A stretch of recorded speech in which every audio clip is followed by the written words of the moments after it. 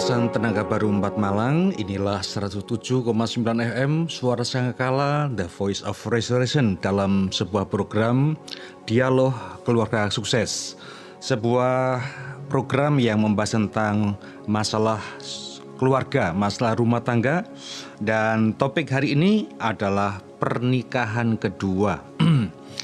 Ya, pernikahan kedua. Loh, kenapa kok topiknya membahas pernikahan kedua, Pastor? Bukankah orang Kristen tidak boleh bercerai?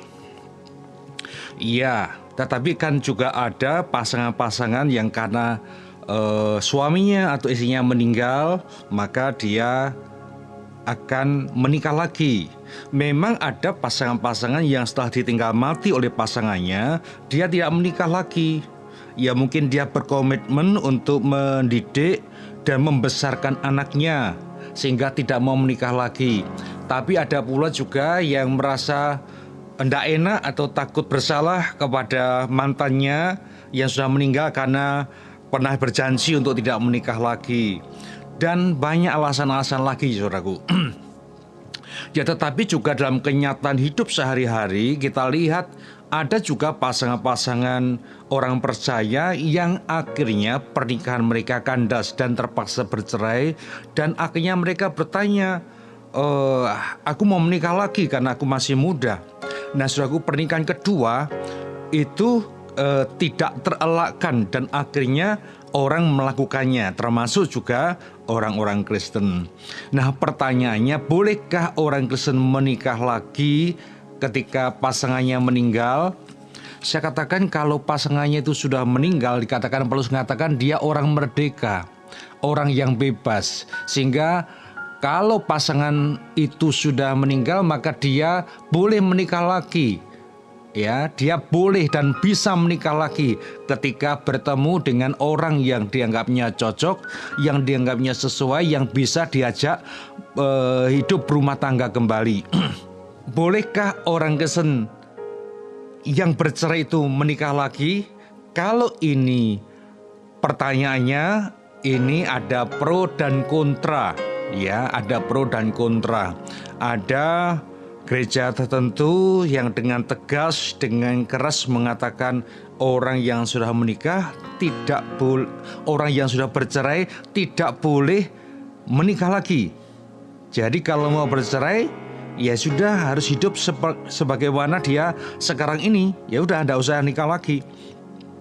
Tapi juga ada gereja-gereja atau pandangan para pendeta, para pastor yang akhirnya membolehkan atau mengizinkan karena orang tersebut masih cukup muda, ya, masih panjang perjalanan hidupnya.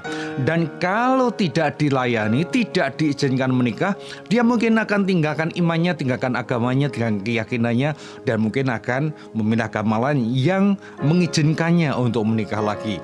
Sehingga untuk alasan penggembalaan, alasan pastoral itulah akhirnya pendeta atau gereja tertentu tetap melayani. Nah, tentang perceraian ini juga pun ada dua pihak. Kalau dia pihak yang digugat, ya dia boleh. Tapi kalau dia yang menggugat, maka tidak boleh. Dan banyak alasan-alasan yang lain, saudaraku. Tapi inti poinnya adalah sekarang kita menghadapi kenyataan bahwa di dalam hidup masyarakat, di dalam hidup berjemaat, kita menjumpai pasangan-pasangan yang demikian, yang mereka terpaksa berpisah karena salah satunya meninggal atau berpisah karena bercerai, dan akhirnya mereka mau menikah lagi untuk yang kedua kalinya. Ya. Di dalam 1 Korintus pasal 7 ayat 11 ini meneguhkan yang tadi, yang alasan tidak boleh menikah lagi. Dan jika ia bercerai, ia harus tetap hidup tanpa suami atau berdamai dengan suaminya. Dan seorang suami tidak boleh menceraikan istrinya. Jadi kalau memungkinkan ya dia berdamai, akhirnya apa? Ya dipulihkan kembali kepada suami yang dulunya sehingga tidak usah bercerai. Tapi kadang-kadang ada orang juga sudah tidak mau lagi. Ada yang bisa kembali dipulihkan lagi dan mereka hidup bahagia.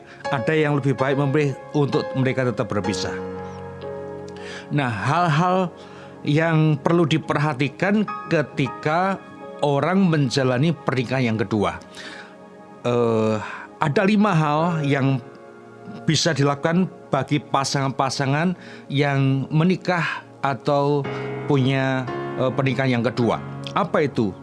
Yang pertama, belajar dari pengalaman masa lalu. Apa yang menyebabkan Anda gagal, apa yang menyebabkan Anda berpisah atau bercerai.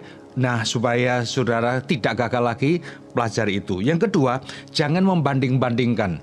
Jadi jangan bandingkan pasanganmu dengan mantan yang dulu atau almarhum, ya. Yang ketiga, hadapilah konflik dengan lebih dewasa. Biasanya kenapa konflik berlarut-larut? Karena mereka sama-sama tidak dewasa, sama-sama emosi, dan akhirnya mereka mengambil keputusan yang singkat, jalan pintas, akhirnya memutuskan untuk bercerai. Yang keempat, harus realistis.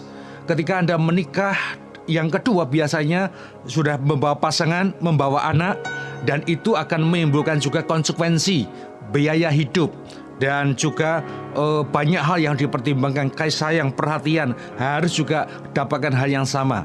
Dan yang kelima, harus perlu konseling secara khusus sebelum menghadapi masalah. Sebelum masalah datang, sebelum persoalan datang atau masalah itu lebih runyam, lebih ruwet, lebih kompleks, datanglah, carilah seorang konselor, bisa seorang pastor, seorang hamba Tuhan yang bisa membimbing saudara menemukan solusi jalan keluar, sehingga pernikahan saudara semakin kuat dan semakin kokoh, dan saudara terhindar dari kegagalan untuk yang kedua kalinya.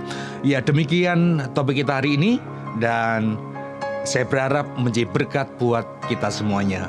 Tuhan Yesus memberkati.